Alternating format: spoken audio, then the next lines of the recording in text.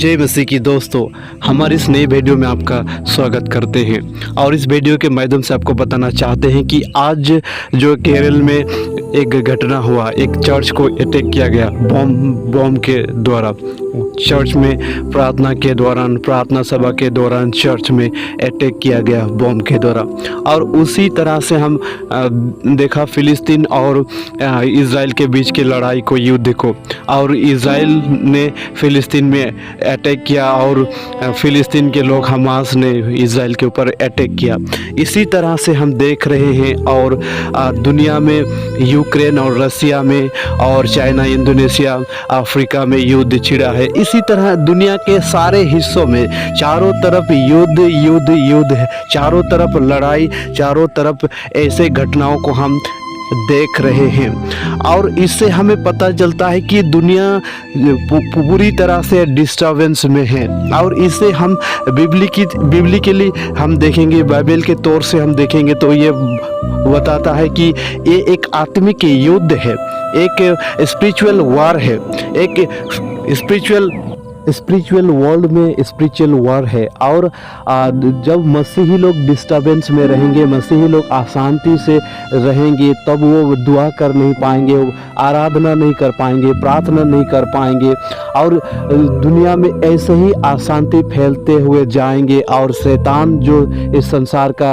अधिकार रखने के लिए चाहता है, संसार को नष्ट करने के लिए चाहता है, उसका यही मकसद है। और मसीही लोग जो परमेश्वर के लोग हैं, मसीही लोग जो खुदावन को पूजने वाले लोग हैं, आराधना करने वाले लोग हैं, और वो जब दुआ करते हैं, परमेश्वर उनके दुआ को सुनता है और दुनिया में तरह तरह के अनुग्रह को, तरह तरह के आशीषों को लाता है।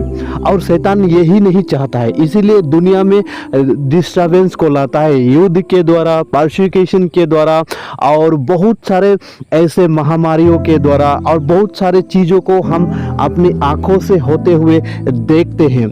और यही तो शैतान चाहता है, यही तो शैतान चाहता है कि लोग शांति से ना रहे, लोग सुकून से ना रहे, यही तो शैतान चाहता है। मेरे प्रियो, जब ये घटते हुए आप देखते हैं तो परमेश्वर के वचन में से कुछ वचन आपको पढ़ना जरूरी है, और परमेश्वर के वचन में रिटर्न जरूरी होना है, परमेश्वर के वचन में आना जरूरी है, क्योंकि परमेश्वर का वचन में पहले ही हमें इन सारी चीज़ों को बताया गया है, इन सारी चीज़ों को हमें दिखाया गया है। और उस वचन के द्वारा ही हम जान सकेंगे कि ये युद्ध फिजिकल वर्ल्ड में हो रहा है, ये फिजिकल वर्ल्ड में जो हो रहा है वो स्पिरिचुअल वर्ल्ड में हमें इफेक्ट डाल रहा है। जब मसीही लोग सुकून से रहेंगे, जब मसीही लोग शांति से रहेंगे, तब वो दुआ करेंगे, तब वो आराधना करेंगे, तब वो परमेश्वर की उपस्थिति में आएंगे। और शैतान यही नहीं चाहता है। इसीलिए मेरे प्रियो, हमें परमेश्वर के वचन में फिर से आना जरूरी है, और परमेश्वर के वचन के द्वारा हम सामर्थ को ले सकते हैं, परमेश्वर के वचन से हम अधिकार को ले सकते हैं, और किस तरह सावधानी से हम जीवन को बिता सकते हैं, उनके विषय में हम देखेंगे। पर जितने मसीह यीशु के साथ भक्ति के साथ जीवन बिताना चाहते हैं, वो सताए जाएंगे। ये वचन 2 तीमुथियुस का 3 में हमको पढ़ने से मिलता है।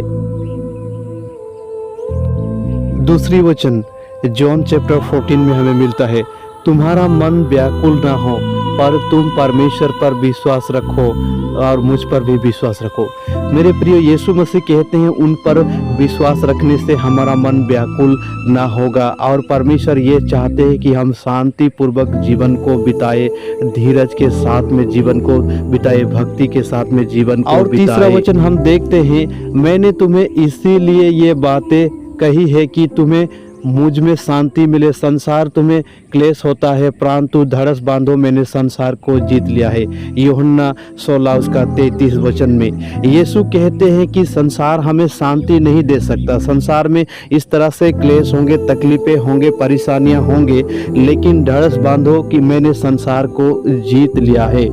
और ये चौथा वचन और आखिरी वचन हम देखते हैं 2 तीमुथियुस उसका 3 में हम देखते हैं, और दुष्ट और बहकाने वाले धोखा देते हुए और धोखा खाते हुए बिगड़ते चले जाएंगे।